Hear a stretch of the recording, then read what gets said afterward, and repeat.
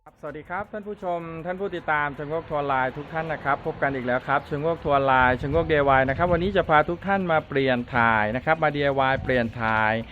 น้ำมันเครื่องนะครับมิซูบิชิมิราดแล้วก็มิซูบิชิแอตราดซึ่งใช้น้ำมันเครื่อง0นะครับ 0W20 ใช้ทั้งหมด3ลิตรนะครับไม่ว่าจะเป็นมิราดแอตราดใช้เท่ากันนะครับถ้าท่านปีนเนินมากๆอะไรมากๆนะต้องการให้มันหนืดขึ้นมาหน่อยระหว่างแบบ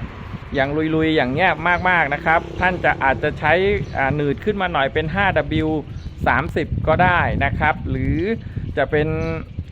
ถ้าขับทั่วไปต้องการความเร็วในรอบทั่วไปถนนลื่นๆเนี่ยก็ 0W20 เป็นเกรดสงเคราะห์อย่างเดียวนะครับของมิลาดแอตราดนะเพราะเป็นอีโคคาร์นะครับซึ่งผมก็ยังชอบ 0W20 อยู่ดีนะครับตอนนี้ก็ใช้ของโมบิล 0W20 เปลี่ยนถ่ายยังไงบ้างก็ไปติดตามชมกันเลยครับจงโงกทัวร์ไลน์ความสุขอยู่ที่การปล่อยวางความรู้คือการแบ่งปันไม่มีที่สุดครับ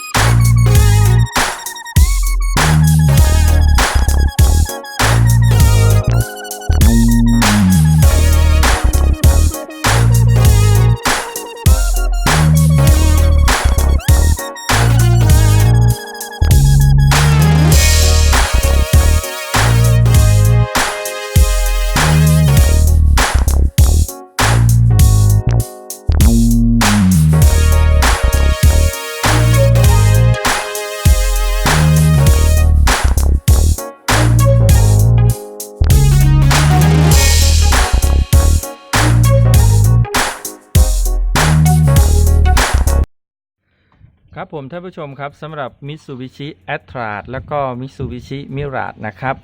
ใช้เครื่องตัวเดียวกันนะครับซึ่งจุดที่จะเปลี่ยนถ่ายน้ำมันเครื่องนะน้ำมันเครื่องใช้ทั้งหมด3ลิตรนะครับท่านจะใช้ 0W20 หรือ 5W30 ก็ได้นะก็แล้วแต่การใช้งานถ้าต้องการหนืดลงมาหน่อยปีนเขามากๆนะครับก็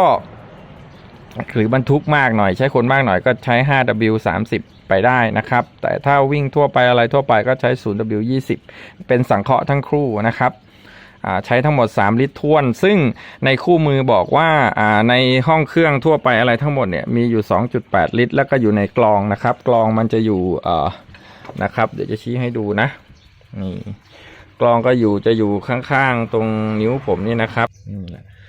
ติดกับท่อด้านล่างท่อน้ำด้านล่างนะครับมันจะสกปรกหน่อยเนี่ยตรงนิ้วเนี่ยนะครับตัวนี้จะอยู่อีก 0.2 ลิตรก็คือรวมทั้งหมดทั้งสิ้น3ลิตรนะครับถ้าท่านเปลี่ยนกลองท่านก็เติมทั้งหมด3ลิตรไปเลยนะครับโอเคเบื้องต้นก็นะครับชักไอ้เจ้าตัวนี้ออกนะเอาแค่นี้พอนะตรงนี้ค่อยเปิดเติมแล้วค่อยปิดไปเลยนะครับกันเศษฝุ่นเศษวัสดุอะไรมันตกเข้าไปตัวนี้ดึงออกมานิดเดียวนะเพื่อให้มันมีลมระบายเข้าไปเวลาเราขันปลั๊กด้านล่างออกนะครับครับท่านผู้ชมครับจุดนี้น็อตเบอร์17นะครับมันจะเตี้ยหน่อยนะครับลำบากนิดนึงสำหรับคนตัวใหญ่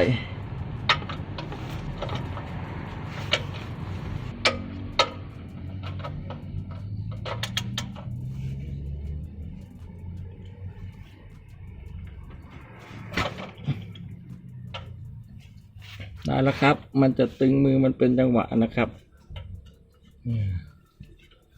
เดี๋ยวมันจะพุ่งปิดๆนะก็เตรียมภาชนะรองให้เรียบร้อยนะครับระวังน้ำมันร้อนด้วยนะ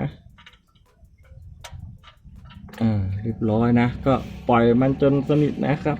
แล้วก็ไปทำอย่างอื่นต่อ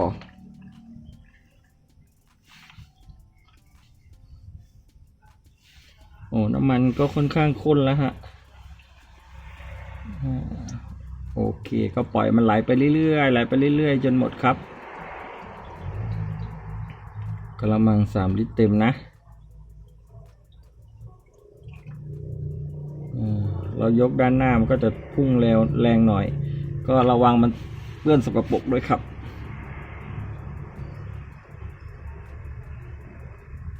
อย่างที่บอกนะครับน็อตเบอร์17ครับขันเสร็จก็ ปรับน็อตไว้เลยเตรียมขาเข้า ล่อยทิ้งไว้นานหน่อยนะ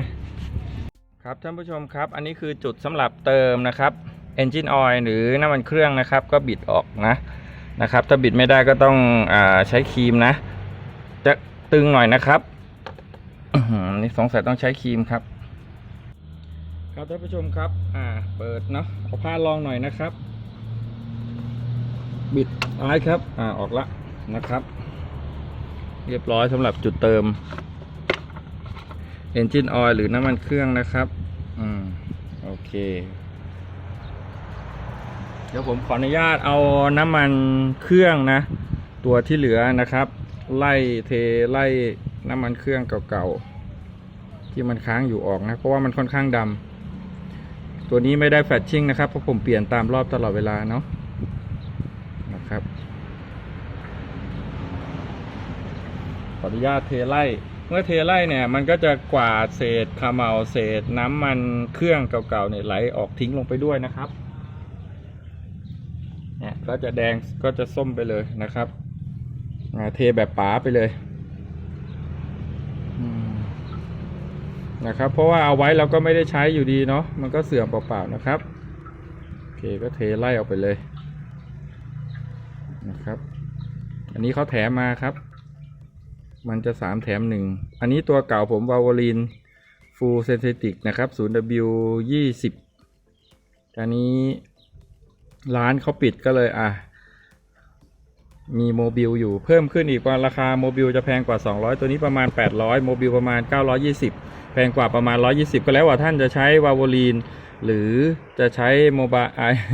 โมบิลก็ได้นะครับโมบายเฉยโอเคครับเดี๋ยวรอมันหยดหมดครับของมิลาดแอตทราดเนี่ยเครื่องเขาใช้การขับเคลื่อนเป็นแบบโซ่นะท่านก็สามารถตรวจสอบโซ่ของท่านได้พื้นฐานนะว่าเป็นยังไงบ้างอะไรบ้างตรวจสอบด้วยสายตานะครับเราก็ไม่มีความรู้ในเรื่องรายละเอียดถึงขนาดว่ามันสึกกี่มิลอะไรต้องเปลี่ยนเนาะจริงๆมันใช้ได้จนอายุเครื่องมันเกษียณนะครับแต่ถ้าสภาพมันไม่ดีอะไรไม่ดีช่างเขาเห็นเขาก็จะให้คำแนะนำนะครับว่าควรจะเปลี่ยนโซ่อะไรประมาณนี้นะแต่จริงๆแล้วอายุมันก็เท่าอายุเครื่องกันเลยทีเดียวเนาะโดยที่รู้กันโดยทั่วไปเดี๋ยวขออนุญาตถอดกรองน้ำมันเครื่องก่อนนะครับครับผมสำหรับมิราดแอตทรานะครับไอเจ้ากรองน้ำมันเครื่องนะครับเอาออกจะไม่ค่อยยากเท่าไหร่แต่ขึ้นอยู่กับอุปกรณ์ถ้าท่านมีบล็อกจะง่ายมากนะครับซึ่งของผมไม่มีบล็อกใช้โซ่ก็เล่นเอาเหงื่อแตกเหมือนกันนะครับแต่ก็จะง่ายกว่ารุ่นอื่นไม่ว่าจะเป็นไททันหรือปาเจโร่นะครับจะง่ายกว่าเพราะว่ามันเล็กนะครับส่วนอิซูซุยูโร3ยูโรต่างๆเนี่ยมันง่ายเพราะว่ามันอยู่ข้างบนนะครับมิซูก็ไม่เข้าใจเหมือนกันทำไมต้องแบบเก็บไว้แบบลึกสุดใจขนาดนั้นนะครับอันนี้ก็นะครับเป็นกรองเบนซินนะพูดไปเรื่อยนะครับกรองเบนซินของ Mitsubishi Mirage Atra นะครับเบิกห้างก็รวมแวตก็ตีซะ232ถึง235 บาทนะครับค่าตัวมัน220ถ้าซื้อข้างนอกนะไม่ว่าจะเป็นปั๊มเชลหรือปั๊มเอสโซก็ประมาณ180 บาทนะครับก็แล้วแต่ว่าท่านจะซื้อที่ไหนพอดีผมไหนๆก็เข้าศูนย์ไปเอาน้ำมันพวงมาลัยพาวเวอร์ของปาเจโร่ละก็เลยซื้อไอ้เจ้าตัวนี้มาเลยละกันเพิ่มอีกนิดหน่อยนะครับก็เอาของห้างมาเลยละกันนะครับเดี๋ยวเราก็จะใส่กันเนาะจะมีเดือยออกมาอยู่แล้วนะครับพอมีเดือยออกมาอยู่แล้วเราก็สามารถที่จะใส่เข้าไปได้ง่ายเนาะก็หมุนเข้าไปเลยครับง่ายๆเนาะเกียร์ค่อนข้างจะเยอะนะหันเข้าไปให้แน่นครับให้ลึกสุดใจแล้วก็บิดสุดแรงเกิดนะครับเอาให้แน่นนะครับผมเอาแค่มือพอเพราะว่ากำลังเยอะเขาเรียกบ้าพลังนะครับ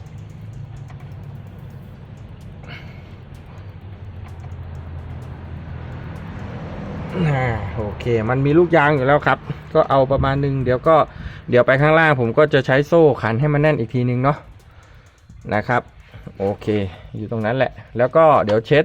เห็นคราบน้ำมันตรงนี้ไหมครับเนี่ยตรงปลายมือผมเนาะเดี๋ยวเราก็ขออภัยครับท่านผู้ชมตรงปลายนี้นะพอดีมันอยู่ลึกสุดใจเหลือเกิน อยู่เห็นคราบน้ำมันใกล้ๆกับกองน้ำมันเครื่องนั่นแหละครับตรงนั้นเดี๋ยวเราต้องเช็ดทำความสะอาดด้วยนะครับท่านผู้ชมครับอันนี้ของเก่านะต้องเอาออกด้วยนะครับมันหมดสภาพแล้วก็หมุนออกมานะครับเพราะว่าไอเกลียวที่มันบวมออกมาสำหรับล็อกเนี่ยคือตายแล้วตัวนี้คือเขาเรียกว่าแบนสนิทแล้วนะครับปกติมันจะเหลือขออภัยครับท่านผู้ชมปกติเนี่ยมันจะเหลือแบนๆไว้เหลือบวมๆไว้นะครับตรงขอบแต่ตอนนี้คือแบนสนิทเป็นแหวนปกติอันนี้คือไม่ได้ปกติมันต้องบวมมาไว้สำหรับรับแรงบิดนะครับแรงบิดของน็อตแต่แกะเลยนะครับแล้วก็ขันตัวนี้ผมปล่อยไว้เป็นชั่วโมงแล้วนะครับท่านผู้ชมครับหลังจากที่เราเอาออกจนเป็นที่พอใจแล้วนะครับจนมันไม่เหลือสักนิดสักน้อยนะครับก็จัดการเช็ดนะนี่ก็จะเหลือนิดหน่อยนะรอไม่ไหวละ2 ชั่วโมงแล้วนะครับก็โอเคมันก็จะมาเล็กๆน้อยๆซึมๆนะครับไม่เป็นไรแล้วก็อย่าลืมแหวนนะครับอันนี้จำเป็นนะเข้าไปนะครับบล็อกเลยไม่ได้นะครับถ้าเกิดน็อตเกียวงานจะเข้าน็อตเกียวน็อตปีนเกียวงานจะเข้านะครับโอเคหลังจากถึงมือละหลังจากนั้นเราก็บล็อกนะครับขันเข้าเนาะอันนี้เบอร์17นะครับตั้งบล็อกให้เรียบร้อยจะได้ไม่ต้องงงทิศนะครับเบอร์17นี่นะครับเสร็จก็เอาให้แน่นนะครับมันจะมีระยะฟรีของมันนะครับของแหวนอลูมิเนียมนะครับนั่นละโอเคละนะครับนั่นปึกแล้วเอาตึงมือนะเดี๋ยวดูอีกทีนะเพื่อความมั่นใจโอเคแต่ไม่มีรั่วแล้วครับพวกอลูมิเนียมมันจะซึมเข้าไปในรอยต่างๆของร่องนะครับจะทำไม่ให้มันแบบเขาเรียกอะไรล่ะ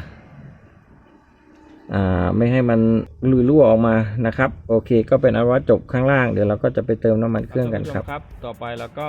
เติมนะครับเติม3 ลิตรเต็มไปเลยนะครับเพราะว่าเราเปลี่ยนกรองด้วยนะครับ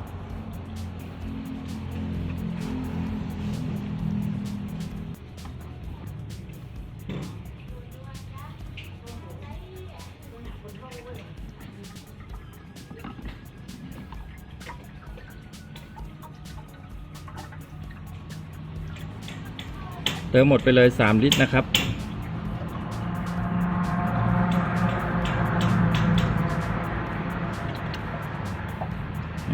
ฝากลวยเรามีละ